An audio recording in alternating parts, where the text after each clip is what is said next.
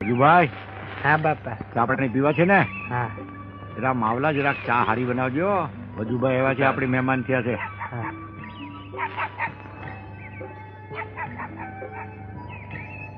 બાપા સીતારામ. સીતારામ સીતારામ આંબાભાઈ. બાપા સીતારામ. સીતારામ મળી અખંડ સૌભાગ્યવતી. બાપા, અમારા દીકરીને જમાઈ છે. તમે આપેલ ખર્ચથી મારી દીકરીના લગ્ન થઈ ગયા. હું ધંધો કરો છો વાલા?